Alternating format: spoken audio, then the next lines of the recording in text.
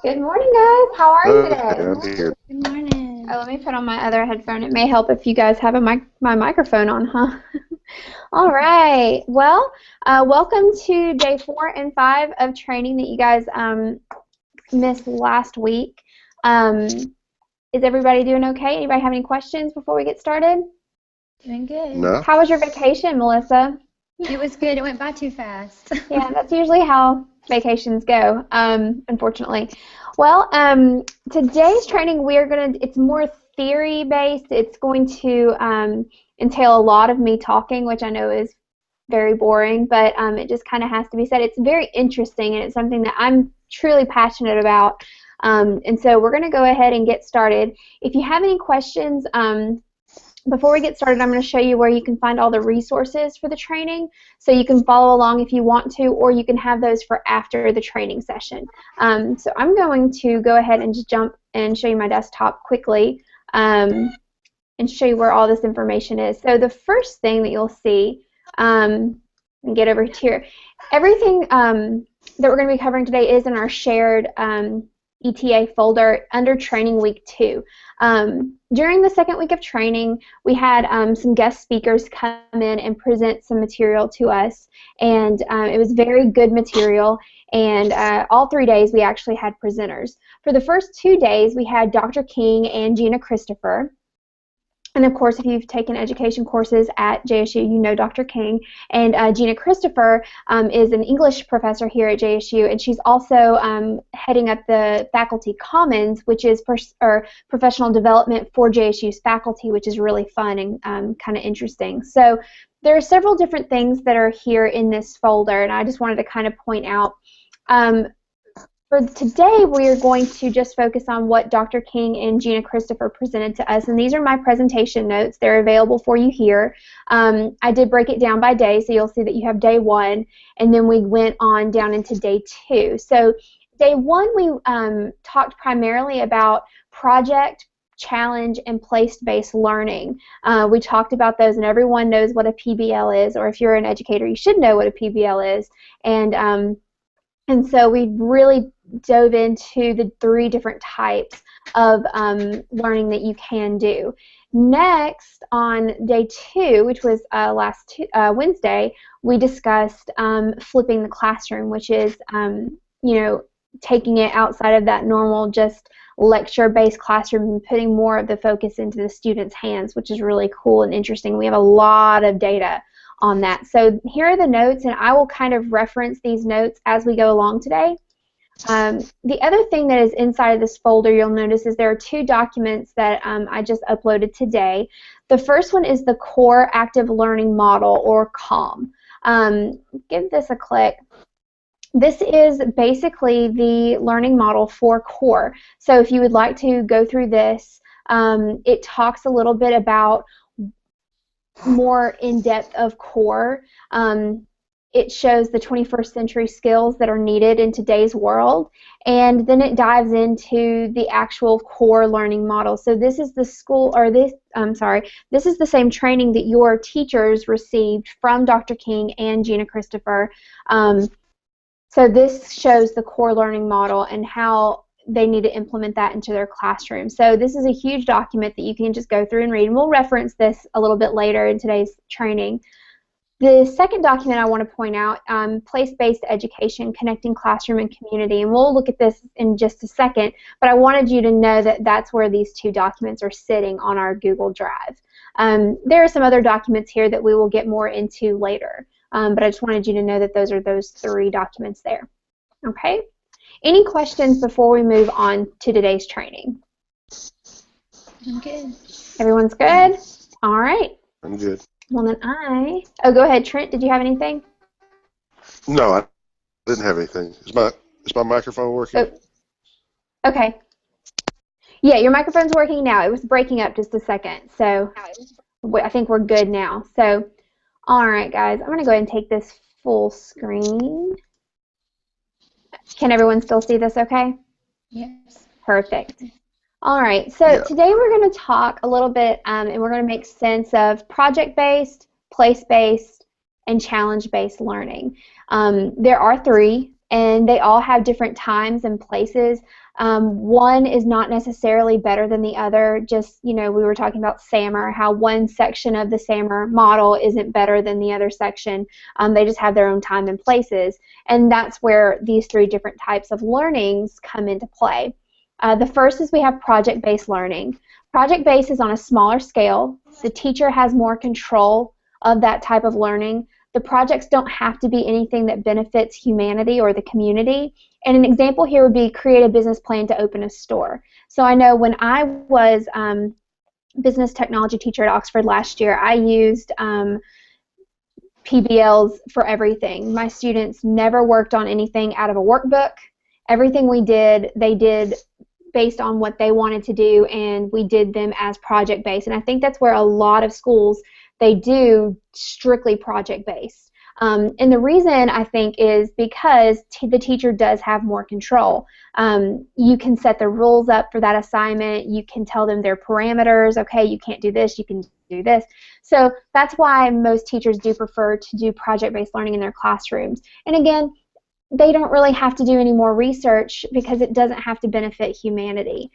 Okay, so I even had my seniors create a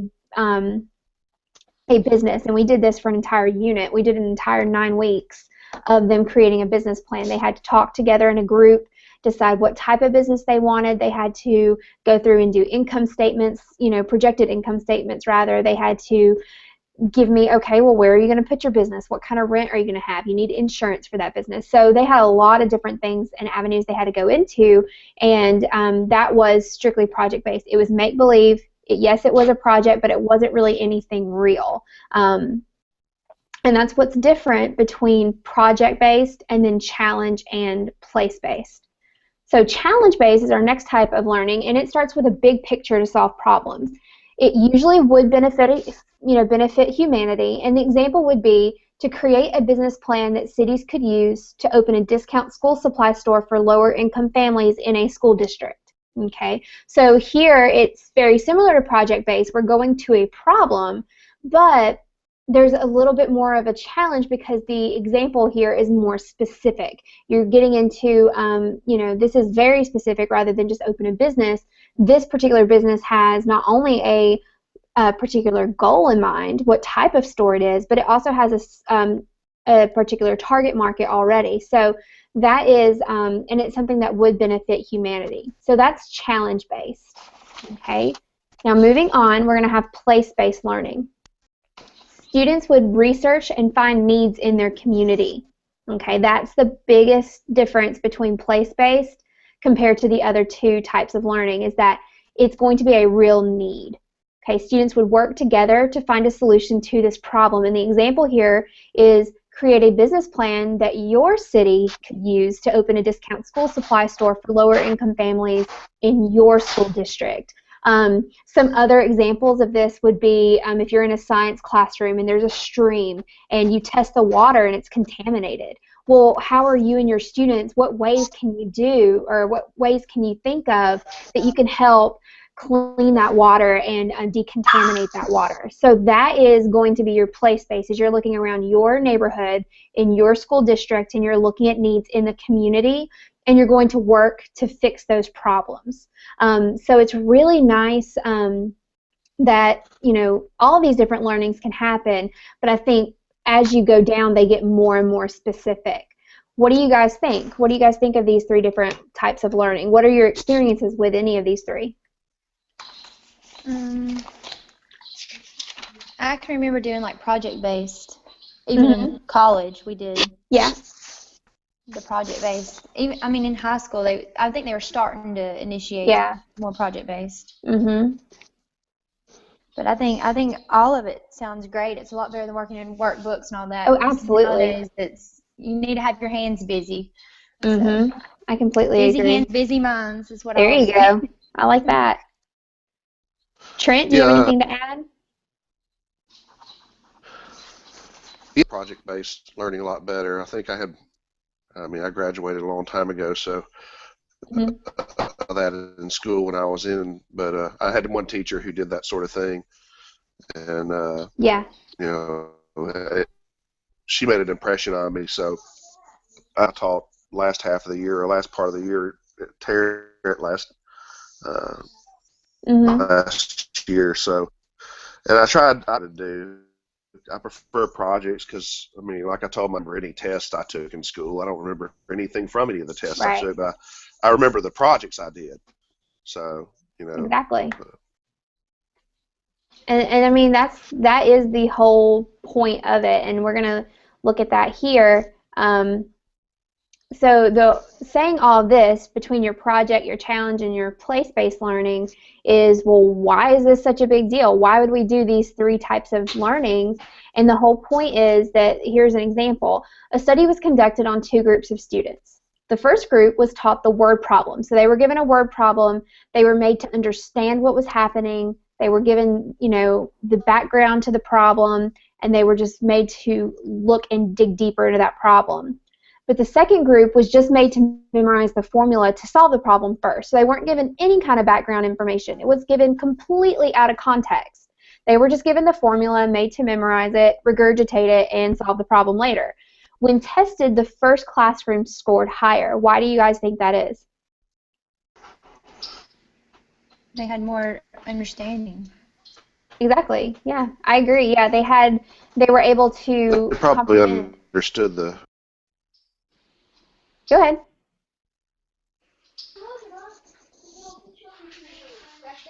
Okay. Yeah. So yeah, I mean, that's the whole point, is that they were given the context of the problem. They were fully aware of everything that was going on. It wasn't just a formula.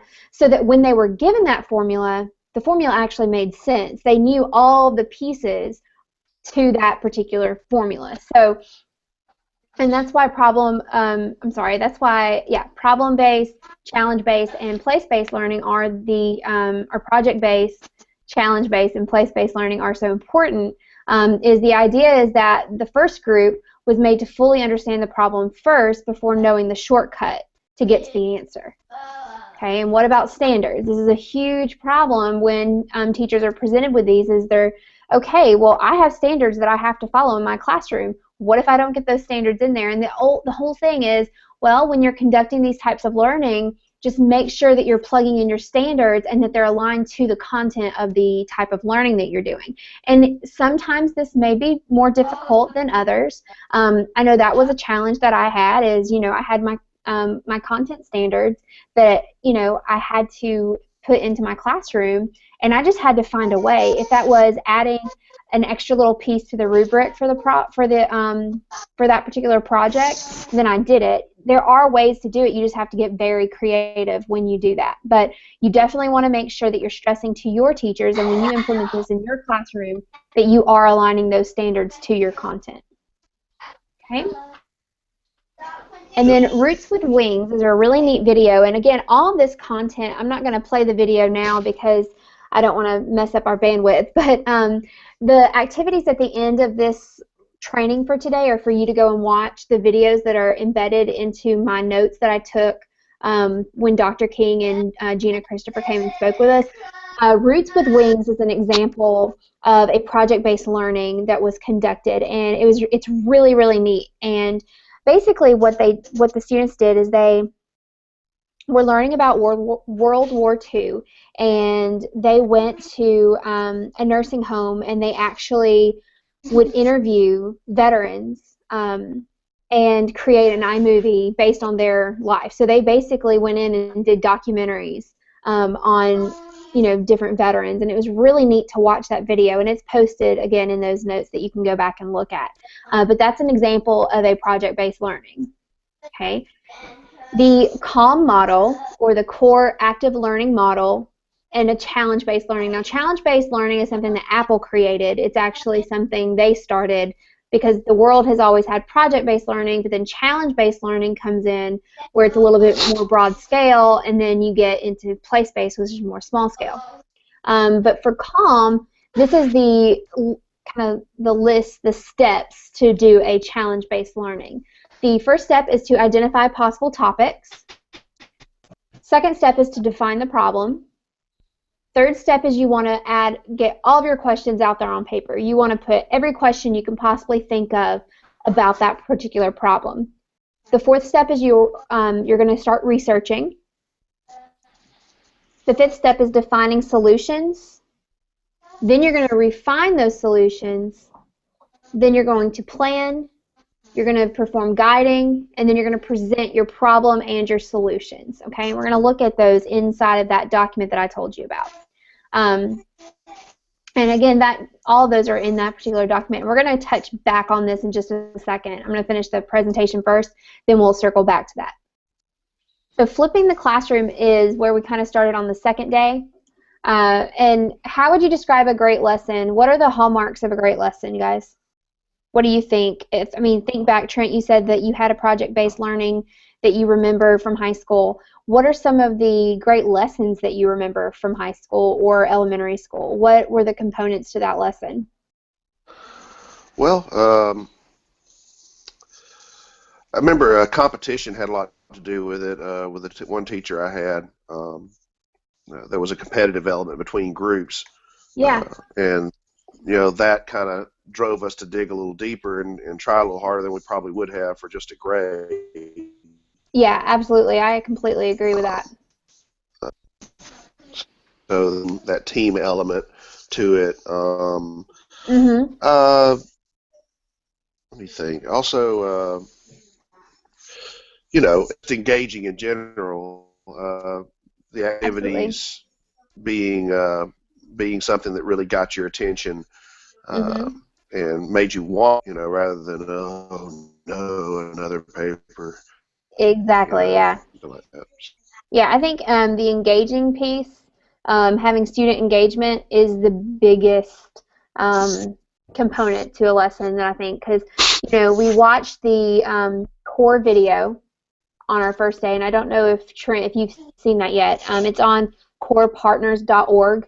If you go to that website, that is the core website, and they've created an awesome video that basically discusses core. And one of the things that they put in there is that, for so many years, it was a lecture-based classroom where the teacher is just kind of speaking to the students, and the students are expected to absorb that information and regurgitate it later. And that's not where our students are anymore. That may have worked 50 years ago in the classroom, 60 years ago, but it doesn't work anymore. Students need to be engaged. They need to have their brain stimulated because there's so much stimuli that they're looking at every single day. They don't know what to do if their brain isn't stimulated anymore. So that's a good point. Engaging is definitely part of a good lesson. Melissa, do you have anything to add? I think how you introduce it, how you, say, okay, this is what we're about to do. If you're excited about it, how you present the material, I think that's important too. Oh yeah, absolutely. Get the kids fired up about it. Yeah, if you walk out in the classroom and you're like, okay, boys and girls, today we're going to talk about da da da, or if you get, come out there like an entertainer, all right, y'all, how's it going? Here's our assignment for today. I think that definitely, your attitude controls the attitude of the classroom. I am a firm believer of that, absolutely. All right, anything else to add before we move on? Okay, all righty. So here's where we're talking about, flipping the classroom, and it's more active learning. Okay, the National Academy of Sciences conducted research, and active learning increases student performance in science, engineering, and math. Which those three are especially math. I don't think I ever had a project-based learning assignment in a math class. I don't think that I ever was an active learner in math. I was given a sheet of equations. Okay, memorize these equations, learn how to plug the information in, and good luck. Do you guys agree with that? Yes. Yeah. Absolutely. But what they found is that with active learning, oh, go ahead, Trent, did you have something to add? No, I just agreeing with you. Yeah. Oh, yeah, okay. And so what they found was with active learning, scores on tests improved with active learning, and failure rates are 1.5 times greater with traditional lecture methods. So talking about going back 60 years where you had the quote-unquote sage on the stage, just completely rattling off about every single bit of information. I remember I had a teacher in high school who would read the textbook in front of us, and I'm thinking, oh my gosh, I could do this at home. Are you kidding me? That's not very actively engaged. So, and the numbers here prove it 1.5 times greater than traditional lecture methods, which just blew my mind. I couldn't believe it. Yeah. I mean, and it's sad because unfortunately that's where a lot of teachers are, is that they think, oh, project-based learning, that's going to be too difficult for me to pull off. I don't know if I can grade that. I'll just stick to what I know, which is, giving them a worksheet. So, all right, using iPads in the classroom, there are 5 different parts to this, and it's teaching, collaborating and communicating, reflecting, creating, and assessing. So these are 5 different ways that you can use the iPad, and I really don't think I need to go much into this because we have done this quite a bit over the past 2 weeks of talking about the different ways that you can use the iPad in the classroom, and there's a long list of more information on that study guide or the lecture note sheet that I'm going to go over in just a second. All right. And what do you guys know about a flipped classroom so far? Like when someone says, oh yeah, I'm going to flip my classroom, what does that mean? Means that you're doing sorry. Go ahead. Go ahead, Trent. Okay. Yes, go ahead. Sorry, the time delay is killing me here. Oh, no, it's fine. I guess the flipped classroom is going to be, where you do your lecture and you're teaching essentially through the medium or through the, internet or videos or whatever. And then when they come into the classroom, you're actually doing projects or explaining and things like that, one-to-one, small group stuff. So. Yes, You're really putting more of the learning on the students' hands. You're really making them responsible for, okay, guys, you go watch this, video that I did, or you need to go make this, you need to go do this. You really are putting more of that learning on the students, and that's all active learning. I mean, it's 100% active learning. Melissa, did you have anything to add? Actually, we talked about this at church with a high school teacher. He was talking about he thinks it's absolutely amazing, and that I know that the county here, they're doing some implementation for professional development with talking about flipping the classroom. So that's definitely something happening here. That's great. And what county is that? Is that Calhoun? Calhoun County and Jacksonville City. Oh, awesome. Yeah, I'm a product of Jacksonville City, so yes. I know that now they're starting to get more into that kind of active learning. I mean, like I said, I'm a product of Jacksonville High School. I graduated in 2005, and one of the issues that I had were several of my teachers were okay, guys, here's a worksheet, copy it, and we'll have a test on Friday.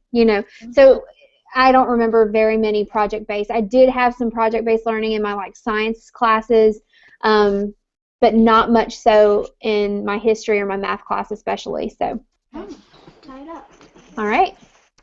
So these are going to be some of the post-training activities you guys are going to work through, and I'm going to discuss these a little bit more in detail when we look at the notes in a second. But what you're going to do, and this is what the participants did in the training session last week, is you're going to create an example of project, challenge, and place-based learning. So they went out and they didn't necessarily, go out and find they didn't make anything from scratch. They just went out and found an example of project, challenge, and place-based learning, which is really neat. So you're just going to find an example of each of those, and you can post those either into a document on Google Drive.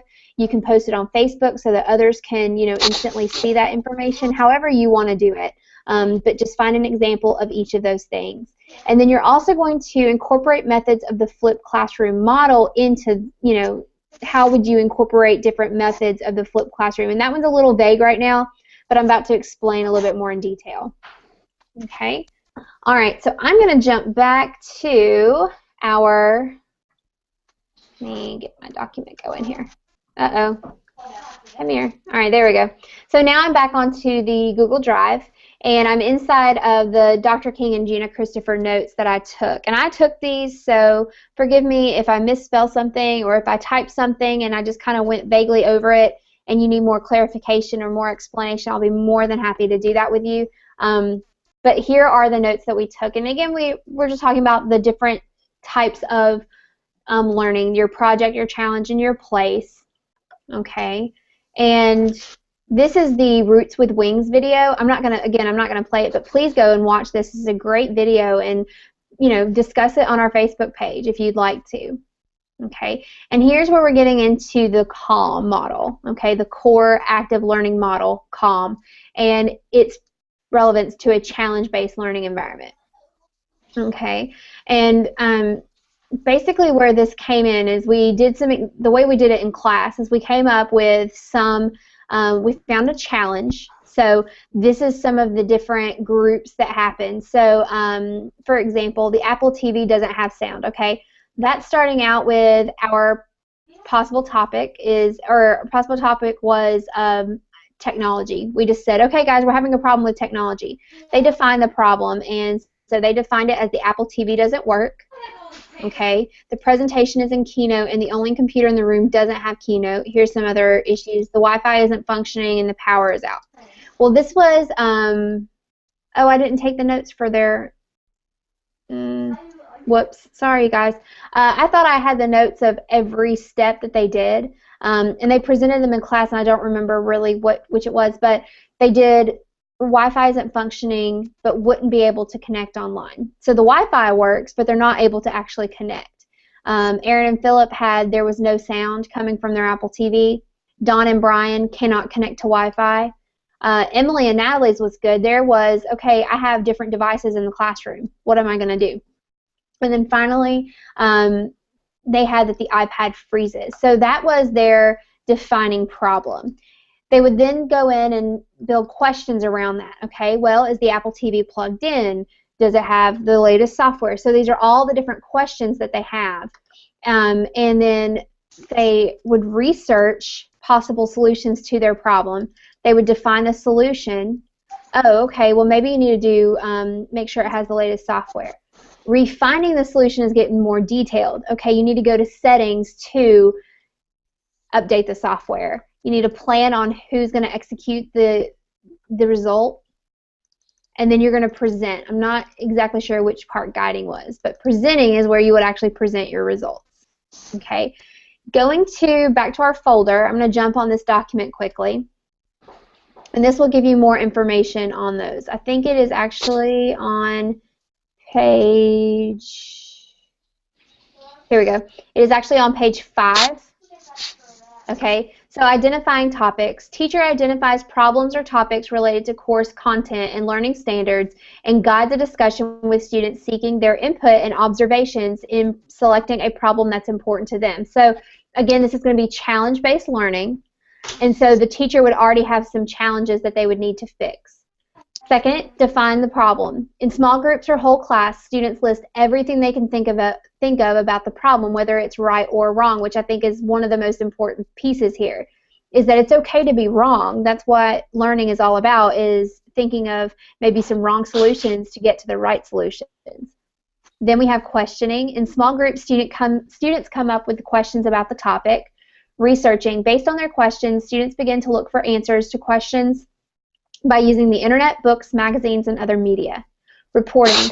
Groups report on their research. Defining solutions. With teacher guidance and based on their research, students brainstorm on ways they could solve the problem.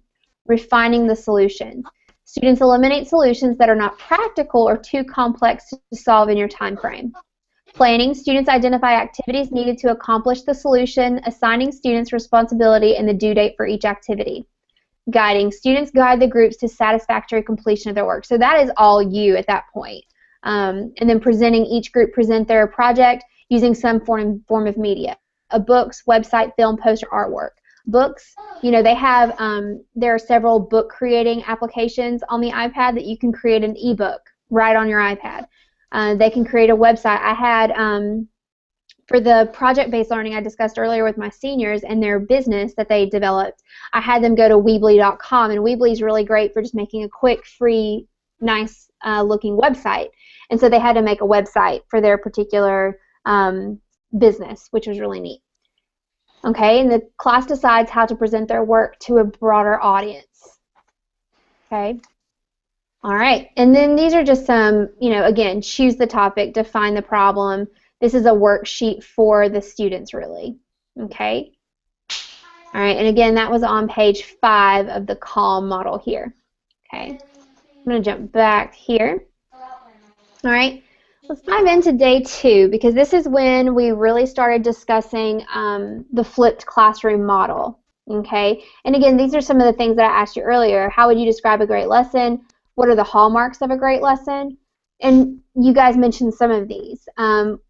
One of the things that I love the most are clear objectives. This is probably my favorite piece to a good lesson, are you have the objectives in front of you. That's why I always gave a rubric for my students, because I like to have checklists. I like to have a list of tasks, and I like to be able to go through and check off the ones I've done, and that just keeps me sane and keeps me on track. Well, I wanted to do that for my students, so I would always give rubrics that show them exactly what we're doing in that particular lesson. We talked about engagement, integrating other subject areas. Oops, my bad. Integrating other subject areas. So this would be, if you're in a science classroom and you're, of course, doing math, maybe you're trying to calculate the sodium content of this particular batch of water. I don't know. You would need math to do that. So integrating other subject areas is important as well. Diversity.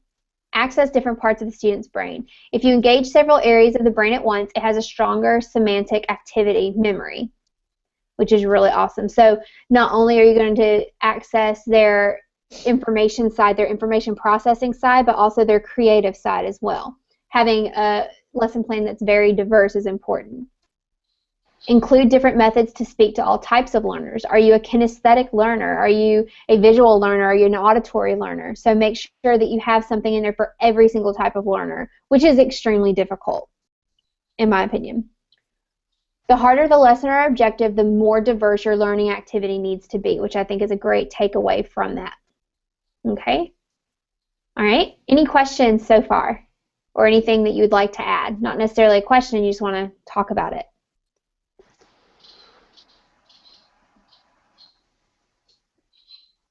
Nobody? Okay. No. All right. Well, then we're going to move on. So next we get into the portion where Dr. King gave us a great wealth of resources about using iPads in the classroom. She has them broken down here. Let me actually make that on the next page. So there's teaching, collaborating, communicating, reflecting, creating, and assessing. Okay? Start out with teaching. All right, and she talks about show and highlight. Think about what types of general things you can do with technology and teaching. Stand it up and lecture how to do this differently with technology. Okay, and she talks about doing different activities with like a pre-test or a post-lesson quiz before you actually get into teaching. How are you going to do your presentation during teaching? Are you going to export your presentation to a PDF and post before the lesson? So she gives a lot of great ideas here, and this isn't just it. This is just the very basic of it. She recommended doing maybe a video introducing your lecture and then stand up and teach.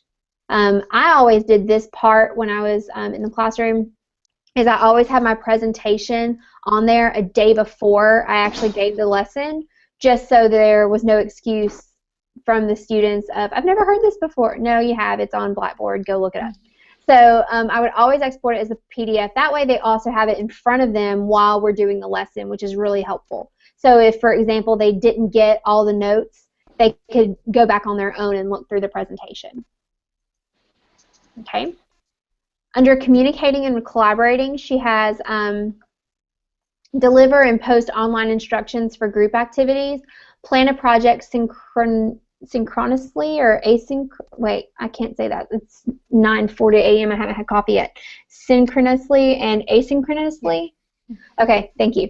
And then research answers online to question or meet a group goal. So ways that we could use communication. I mean, we're using communication and collaborating right now using this Google Hangout. There's a school and I can't remember the teacher name, but she's in Hoover High School, and she uses Google Hangout for makeups. So let's say, for example, just like we're using it right now, this was day 4 and 5 of training. You guys weren't in the classroom, or you guys weren't in the building at that point, but we're using that now to kind of catch you guys up to speed. And she would do that for anybody who was absent in the week. They could set up a time and have just a 30-minute talk with her about what they've missed, which I thought was really cool.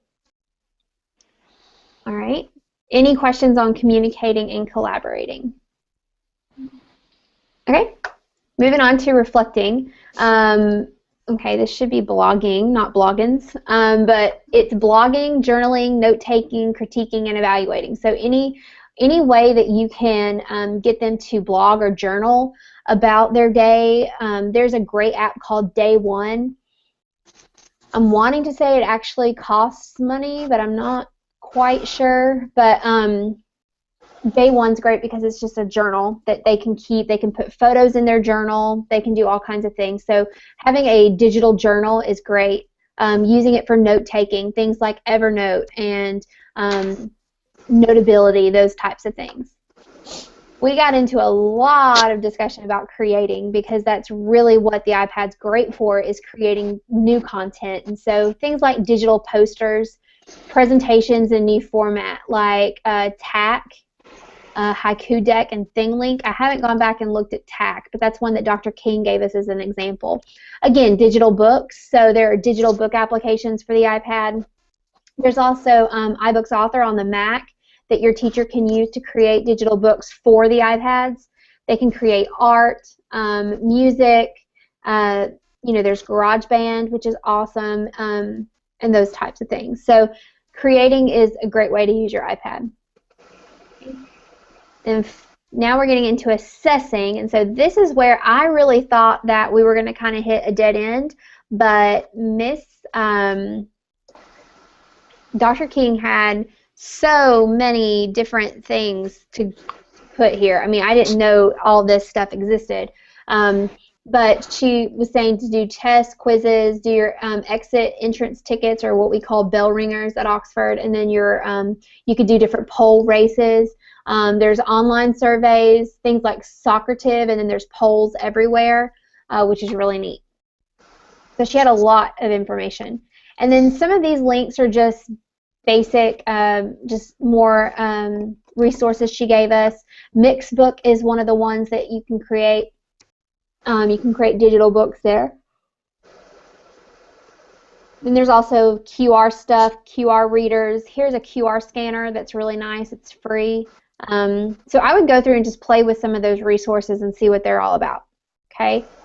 Now we're into the flipped classroom, and I think that's almost where we're going to stop. Any questions up until this point?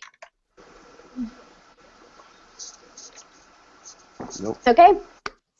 So Trent mentioned earlier, flipping the classroom is where you're really giving students more of the ownership, okay? They'll have several assignments that are pre-assignments to get them ready for the lesson. So you would have them go out and maybe do some preliminary research, or you would have them watch this video to get them ready for the lesson at hand for that day. And what that does is it just kind of gets them prepped, gets their mindset in, they know what to expect, they're not absolutely blown away that you're about to have an intro lesson on quantum physics. They just know what to expect when they come in that classroom. All right. The flipped classroom began with Aaron Sands and Jonathan Bergman, and it was reverse instruction. And this was pre-vodcasting. So before this was really part of a school curriculum, they just did this because what happened is I want to say it was Jonathan, one of the two teachers. They were science teachers, and a lot of their, in their school district, they were kind of out in the boonies, out in the sticks, and the issue that they had was on Friday nights or on any night of the week when their athletes would go to away games, they would often miss the next day because it was like a 3-hour drive to the nearest school, okay? So their students were missing because they were out late and they didn't want to come to school the next day, so they had a lot of absences for the athletes, and So these two teachers, Aaron Sams and Jonathan Bergman, wanted to come up with a way that they could reach out to those students without missing any of the parts of their lesson. They wanted to make it very natural for them to kind of catch up, and that's when they started doing all of their lessons on videos. They would have their athletes watch the videos. They could watch them on the bus on the way to the game. You know, they could watch them at home when they got home from the game, or when they were out the next day laying in bed resting up. So they had this done that way, and then they would come in and then they would discuss about it, and they would do a project to make sure that they did it correctly. And what they found is that their students that did it that way had a higher retention rate of the material than the ones that actually did the material in class with them. And they were fun teachers anyway. It's not like they were lecturing for hours and hours. They were fun teachers. They made it fun. But having the students watch the video and get preconditioned to the lesson before actually going through the lesson, they found was a little bit better. This is the video that you need to watch here. Again, I'm not going to play it right now because of the bandwidth, but go ahead and watch that video, and that is Aaron Sams and Jonathan Bergman talking about Flip Your Classroom. When you watch that video, think about what are the benefits of the flipped classroom. And some of the benefits we discussed were that it does allow for more classroom time for collaboration, communication, and authentic assessment. So you're not spending your entire classroom learning about the material. You're spending your classroom discussing the material and assessing the students' knowledge of that material. Why do you think students like this way? Why would teachers like it? Why would some teachers not like it? And what would be hard about doing the flipped classroom? So those are some questions just to think about. You can maybe jot them down in a Google Doc and put them up on our drive after you watch the video. One of the things that they wanted to make sure that we understood is that this is not a replacement for good teaching, okay? Because what could go wrong in a flipped classroom? And one of the biggest issues that you're going to see in your schools is that students don't have internet connection at home, or they don't have a device at home. So those are two of the biggest problems that are with flipped classrooms. Anything you guys want to add there? No. I love the idea of it. Yeah. I think it's a great concept, really, to allow you to actually work with your students instead of standing up in front of them. Absolutely. So you can do the standing up in front of them part in their spare time. Yeah. So if you have students that don't have internet access or don't have an iPad or anything at home, do you give them opportunity during the day to kind of get that exposure while they're still at school? Yes, and that's a good topic, and that's something that we did discuss on that day. So a little bit about the video, two kind of big takeaways that I have is he had students because they were also in a lower income area. Some students didn't have internet activity or access at home. Also, because they were out in the sticks, they also didn't have internet access at home. So what they did was he actually set up where you could come in an hour before class or an hour after, an hour before school, an hour after school to use the school's Wi-Fi to do those assignments. And I discussed, with flipping a classroom and doing any of that kind of, students are always going to find a way not to do something if they really want to. And so one of the things that we did, one of the things that I stressed to the teachers when we were training the other day is I always, when I was doing a lesson, I would always think, okay, if I were a 14-year-old, didn't want to do anything, what excuses can I come up with to get out of this lesson? And I would make sure I had a solution for every one of them. Oh, you don't have internet access at home? Well, there's time an hour before and an hour after school today that you can come and do that. If they say, oh, I can't get there an hour before school. Okay, there's an hour after school. I don't have a ride after school. Okay, well, how about if you come in during my planning period and you can sit in my classroom if that's okay with your other teacher? Oh, it's not going to be okay with her. So there are tons of different ways that you can, I would just list those problems out and make sure you have an answer to every problem. And so, again, that's something that they did is he had an hour before school that he would come in for students who needed to use the Wi-Fi and get caught up on homework, and then also an hour after school. And I'm not sure their device situation. I don't know if they were BYOD or if they had devices at school to do that with. I'm not sure. A second big takeaway that I had from the video, and I'm going to go ahead and tell you guys about it so y'all can think about it. One of the rules in his classroom is tests are optional. I mean, let that sink in for a second. He makes his test optional, and what he does is that if a student comes up to him and he says, "Oh, Mr. Bergman, I've got that information. I don't think I need a test on it," he would have the student come up with a project. The student would develop the project that they would do to show him that they fully grasped and understood the material. What do you guys think about that? Do you guys agree or disagree? I very much agree with that. I do too. I think tests are in general a waste of time, especially just written multiple choice tests. They don't teach anybody anything apart from, a lot of students can just speed cram some information in their head and pass a multiple choice test and not know anything. So yeah. What about you, Melissa?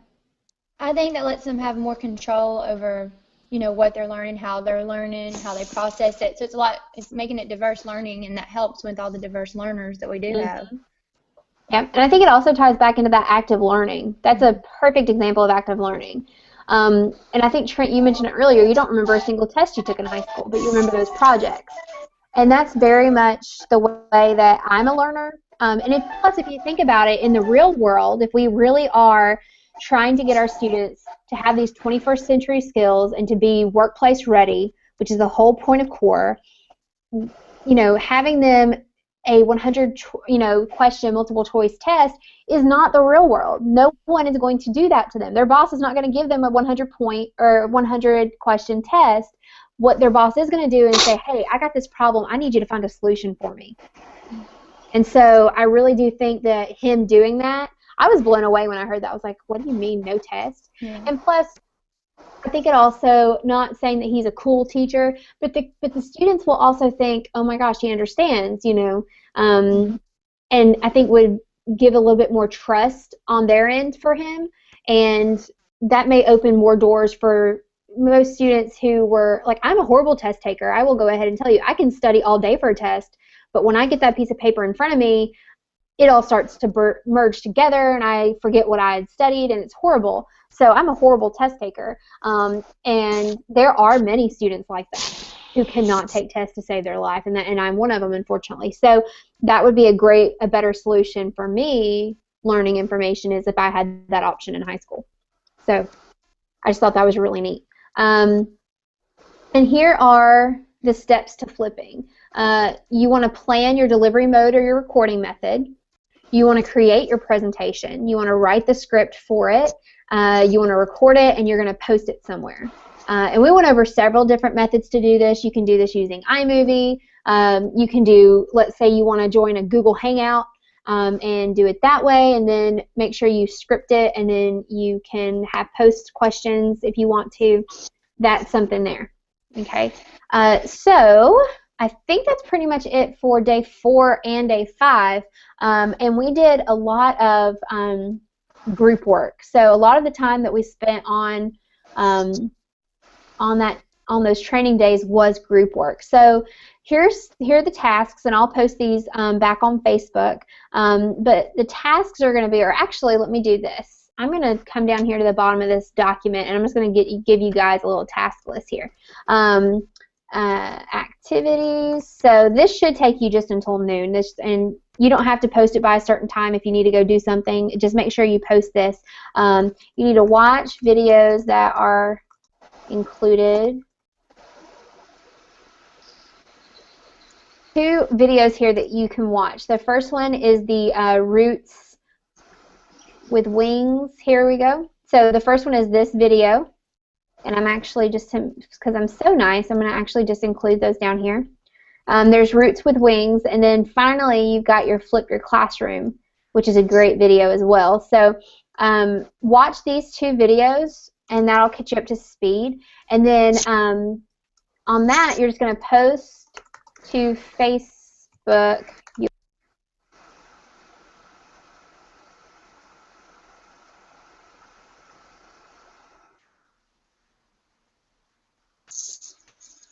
Okay, so that's the first activity, is just to go through, watch those videos, discuss them, see what you like about those videos. The second one is that we actually had you guys do a real-life project-based learning or a challenge-based learning. So using the Calm CALM model and doing a CBL, find a technological problem or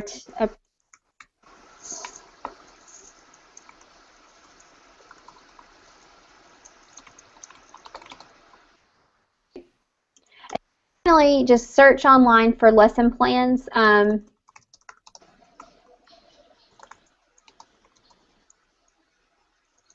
A project-based learning, a challenge-based learning, and then finally, so just 3 things. Watch these videos and post your thoughts about the videos and what your main takeaways were. Using the CALM model, and it's a CBL, it's a challenge-based learning, just find a technology problem and find the solution. And we did, up here, we did have some of those problems. Potential problems here. So let's say Apple TV doesn't have sound. Well, using the CALM model and let it be a challenge-based learning, using this model here, how would you find solutions to that problem? Okay. And get back down here. Okay. And then finally, you're going to search for lesson plans that are a project-based learning, a challenge-based learning, and a place-based. And I tell you what, if you just want to do one of the 3, that'll be fine.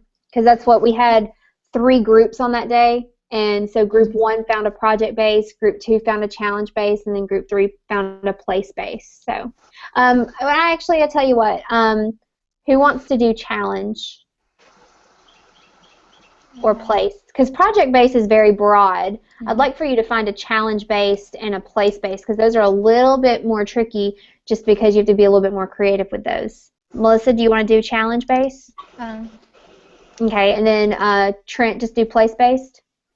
Yeah, that's fine. Okay. I actually did a place-based learning with my there class. You go. Yeah. Perfect. Well, there you go. All right. Well, those are the 3 just activities for you guys to do for the rest of the session today. And then going back to the shared drive, one thing that I also want to point out is in Dr. King, when she got over here into all these resources for using the iPad in the classroom, she also passed this handout out. And it's apps for learning, and these are some of the ones, and she put some on here that I haven't even played with yet, like Glogster. I don't even know what that is.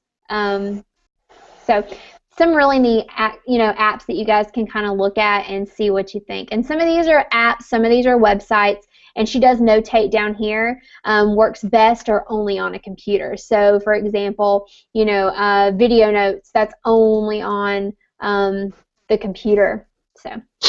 So those are some resources there. Okay. And again, it doesn't matter if what time you post these assignments. I'm not going to be like, oh, it's noon, you have to post it now. I'm not going to do that to you, but just post them at some point today, and I'll go ahead and we'll have our 3 hours. So any questions before you guys get started on those activities? How are you guys feeling? When Pretty good. Sorry. Go ahead, Melissa. When we complete an activity, I've been posting on Facebook to try to show that, I've finished it. Is that how we check in with y'all to let you know we've checked out? For these activities, when you're doing the makeup training session, if you would, you can post those on Facebook just so we can see those. If it is something like for the personal development assignments for this week, those are actually on a Google Drive, and I'll show you on here. Those are going to be inside of your folder.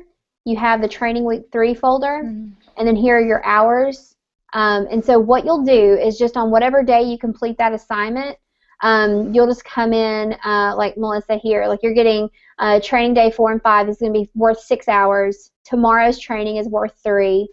So that gives you your 9 hours. And then you're going to come over here for, let's say, on Friday the 8th, and you're going to do, create. Yeah, I put it over there, but I didn't know where we're supposed to put it. Just put it here. Like you would come over here and say what the item was. Hello. Okay. Put a slash and then just put 3 hours, and then come over here and put how many you need left. And you did the what's on my doc. Okay. Right. I'm gonna put that. What?